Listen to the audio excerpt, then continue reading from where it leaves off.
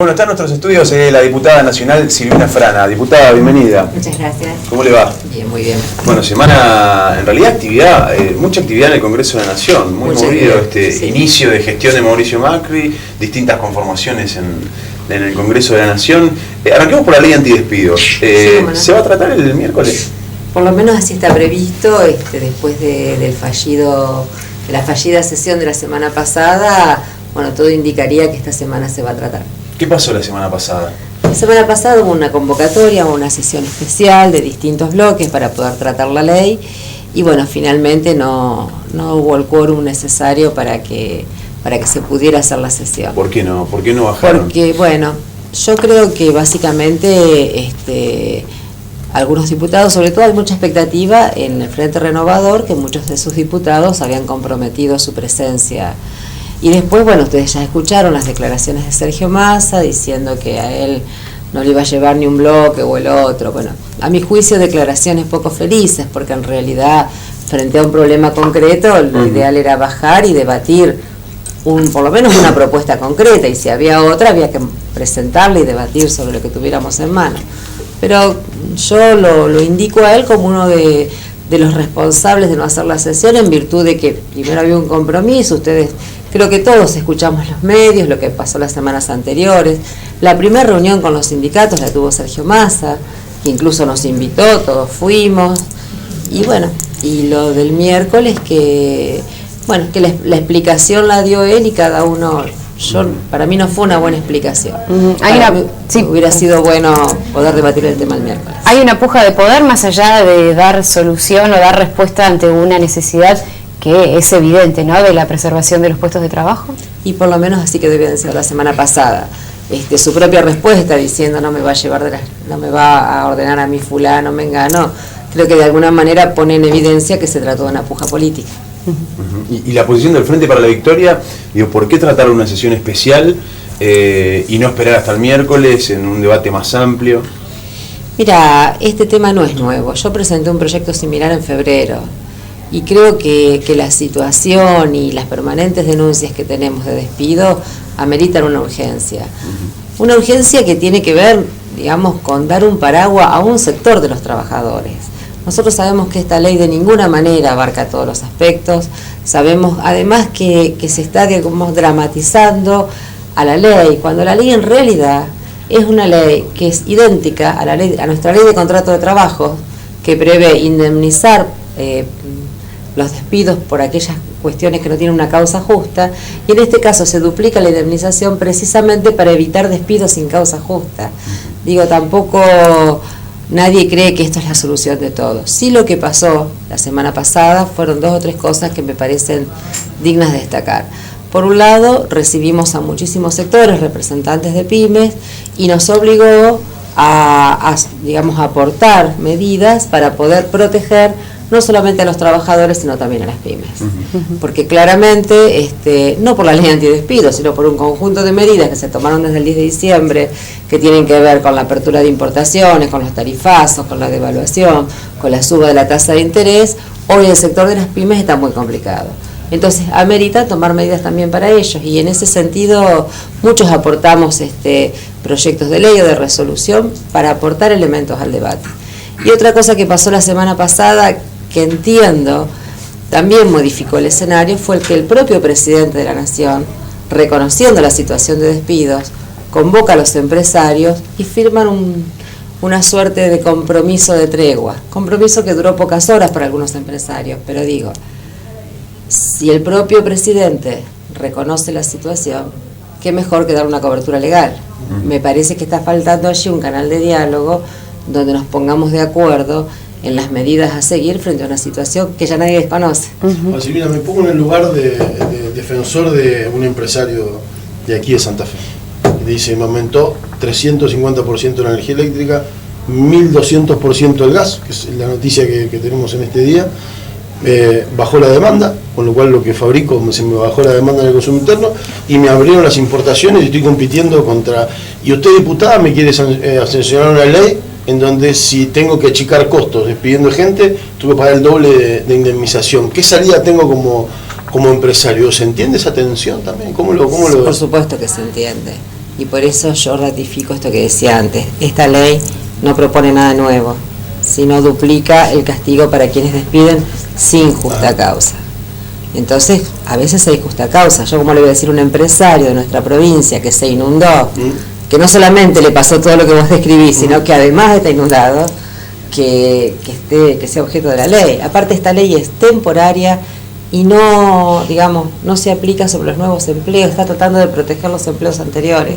Por eso hay que explicarla claramente, porque yo estos días he escuchado todo tipo de opiniones que en realidad son falsas, porque hablan, la gente no va a querer tomar empleados nuevos, no, al contrario, si precisamente la ley no va sobre los empleados nuevos. Va con los viejos. ¿Y hay algún tipo de resguardo legal? Recién usted mencionaba el concepto, Silvina, para estos nuevos puestos de trabajo, porque desde el Gobierno Nacional también se presentó un programa de empleo joven y lo compartíamos aquí en el programa, este anuncio que hizo Macri de 5.000 nuevos puestos de trabajo de jóvenes de entre 18 y 24 años, pero totalmente precarizados. ¿Se piensa también, además de esta ley antidespidos, se piensa también en estos nuevos puestos de trabajo? Por supuesto, porque lo que también hay que decir, digamos, la ley antidespidos es una ley puntual dirigida a una situación particular. De ninguna manera pretende resolver el problema del empleo en la Argentina. Es muy acotada. El problema del empleo en la Argentina tiene muchas variantes. Una gran variante son los trabajadores en negro, que en el 2003 era el 50% de los trabajadores, ahora es el 30%. Bajó, pero no lo suficiente. Y eso requiere del control del Estado, no hay mucha solución. Y respecto a esta precarización que recién decís, mira, hasta el 10 de diciembre había un conjunto de programas que tenían que ver con mi primer empleo, que tenían que ver con esquemas de capacitación, con el plan Progresar, bueno, había muchas cosas. No fueron todo lo efectivas que hubiéramos querido y tal vez no, pero no es que no existían, porque ahora, leyendo esta propuesta del ingeniero Macri sobre el primer empleo, hay un conjunto de cosas que son similares, abordadas de otro ámbito. Las vamos a acompañar, porque sabemos que hay una franja de la población que requiere su primer empleo. Ahora, para eso tiene que haber una economía en marcha. Si tenemos un sistema productivo que está absolutamente castigado, no va a haber ni primero, ni segundo, ni tercer empleo. Porque el esquema productivo no te habilita la fuente de trabajo. Silvina, esta ley que es temporal, como vos planteás, que puede frenar el drenaje del trabajo en este momento, y demás, a mediano plazo y a largo plazo, uno intenta analizar y escuchar a quienes hoy son gobierno, plantea este planteo de esperanza de que en el segundo semestre y en el año que viene, las cosas van a mejorar. ¿Por dónde crees que pueden mejorar si sigue este modelo, estas medidas que se están tomando? ¿Crees que hay una esperanza de mejoría en algún lugar? ¿O en realidad esta ley lo que está trabando es, no, muchachos, cambien otras cosas, porque si no, no hay salida? No es efectiva si no va de la mano de medidas de reactivación económica.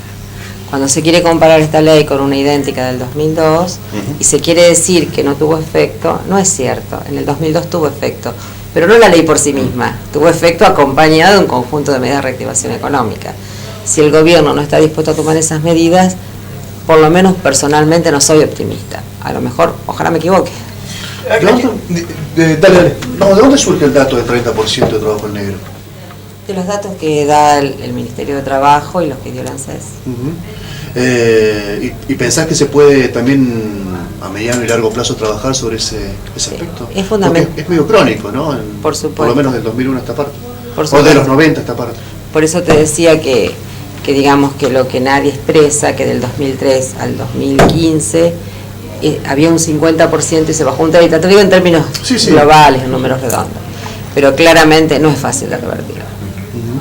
Y seguramente revertirlo va a requerir, como te digo, de la presencia del Estado y va a requerir de una reactivación de un sistema económico que a lo mejor merecía otras medidas, a lo mejor merecía revisar planes, eso nadie lo discute, pero creo que las medidas que se tomaron el 10 de diciembre hasta la fecha, lejos de revisar como para mejorar, me parece que atentaron contra el sistema productivo.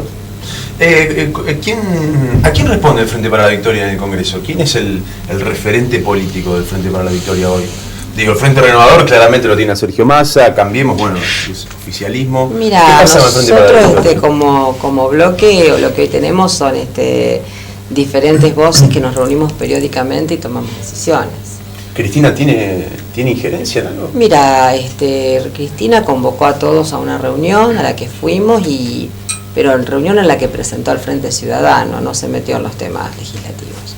Los temas legislativos los acordamos en bloque. Y a veces hay acuerdo y a veces no hay acuerdo. Tal es así que ha habido gente del frente que algunas veces no bajó a votar o votó diferente. O sea que se plantean acuerdos entre todos, digamos. Por ahora sí. Por ahora sí, y te lo digo, perdón, así, porque claramente después de perder elecciones hay todo un proceso hasta que se defina, digamos, un liderazgo en lo legislativo. Después lo político, podemos hablar un rato largo, pero en lo legislativo claramente hay voces, hay incluso, bueno, hay gente que sabe más de un tema que de otro y que puede liderar una discusión. Claro, porque, es difícil por ahí creer que no hay un referente fuerte, sobre todo con Cambiemos, buscando todo el tiempo la negociación, no solamente con el bloque, con los bloques que ya están negociando, sino con el Frente para la Victoria mismo, y con las provincias, con la chequera, y con la negociación de la coparticipación. Digo, es raro creer que un bloque tan mayoritario, 92 son. 84. 84, perdón, era 84, era 92, sí, claro, después de que se fue Bocio. Digo, es raro creer que no haya un referente fuerte. Pero sabés que yo te tengo que decir lamentablemente algo, hasta ahora no ganamos una sola legislativa. Así que, digo, legislativamente estamos complicados, porque se dividió el bloque, porque por distintos motivos, ninguna de las votaciones hasta ahora nos fue favorable. Digo, uno votó de acuerdo a sus convicciones, yo no estoy arrepentida de nada de lo que voté, pero claramente en la discusión legislativa no nos está yendo bien. Claro. Tengo una pregunta, dos preguntas atadas en una. Y la primera parte es, me imagino que estás atenta al pedido de endeudamiento que hizo Lifchit a la legislatura y cómo se votó en términos generales. ¿Qué te parece?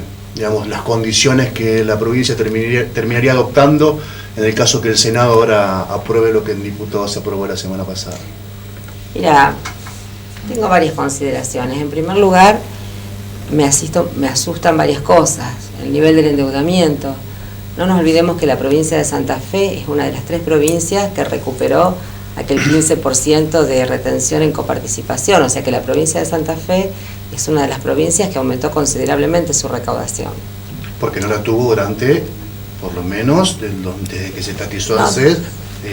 No, está hablando de los 90. Vía judicial, digamos. Claro, lo hizo vía judicial, bueno, a partir de es más largo, pero... No, pero fue cuando ahora lo tiene porque es una privilegiada y antes lo ganó vía judicial. No, yo solamente hablo de haber ganado un juicio. Económico, financiero. Ganó un juicio y ahora objetivamente su recaudación aumentó. Por supuesto, Después lo otro es un largo debate. Así que debería tener las cuentas más acondicionadas, pero bueno. $1.000 millones en este momento histórico y sin tener claras las condiciones, al menos para mí es una alerta. Y además hay una cosa que hasta el momento no pude verificar, me parece que en ese endeudamiento no están los desagües de la ciudad de Santa Fe, lo cual también me parece una muy mala noticia. Así que no es algo que hoy por hoy yo lo vea con buenos ojos. El año pasado, recordarás, todos recordamos que durante la campaña era muy frecuente verte a vos, Héctor Caballero y Omar Perotti, ¿no? Recorriendo los medios de comunicación, comentando sobre el proyecto que tenían ustedes en conjunto. En alguna oportunidad le preguntábamos también a Omar Perotti, cuando surgió, que antes de hablar con Perotti hablábamos del Frente Progresista, que iba con Margarita Stolbizer y que la propaganda era la tijerita para cortar. Y le preguntábamos a Perotti si la tijerita se podía aplicar con ustedes y él dijo no, porque acá no se vota un proyecto, hay que votar toda la lista porque se vota un proyecto. Omar Perotti estuvo acá, le hice la misma pregunta en su momento cuando votó a favor de arreglar con los fondos buitres de la manera que se arregló y él estaba convencido de que había hecho lo mejor. Entonces le pregunté en realidad, además, si el proyecto se había roto, ese proyecto que presentaba el año pasado, y dijo, bueno, tal vez, corregime Juan, tal vez los otros estén equivocados y la realidad del país indica que había que ir por este lado. ¿Qué pasó? ¿El proyecto se rompió con Omar Perotti? ¿Solamente se planteó disidencia en esta situación, pero sigue la conducta de ir todos juntos en este sentido? Porque votaron distintos, muy distintos. El proyecto que planteamos Caballero, Omar Perotti y yo perdió las elecciones, así que el día de mañana será otro proyecto. Pero por muy poco también sirve. No, pero esto te lo digo porque cuando nos sentábamos a hablar hablábamos de un proyecto de provincia en el que todos estábamos convencidos. Respecto a la votación, esto lo charlamos con Omar y bueno, tuvimos dos visiones distintas y dos elementos de discusión distintas, porque no es lo mismo el proyecto que estuvo en diputados que el que después estuvo en senadores. Se le hicieron modificaciones en diputados, se acercaron otros elementos y creo que eso, digamos, en la evaluación, Omar entendió que era lo mejor. Incluso él dijo, si yo fuera gobernador de la provincia, esto habría que votarlo. Bueno, fue una mirada, criterios diferentes, pero de ninguna manera eso quebró ni un vínculo ni un proyecto futuro. Fue una mirada diferente frente a un tema que no fue fácil. Fíjate vos que hoy mismo en la votación acá en la Cámara de Diputados, los diputados del justicialismo no votaron todos igual. Porque bueno, a mí qué me asusta, este endeudamiento que pide la provincia lo pide en un mercado financiero internacional donde no están claras las condiciones y sabemos que internacionalmente no estamos en el mejor momento.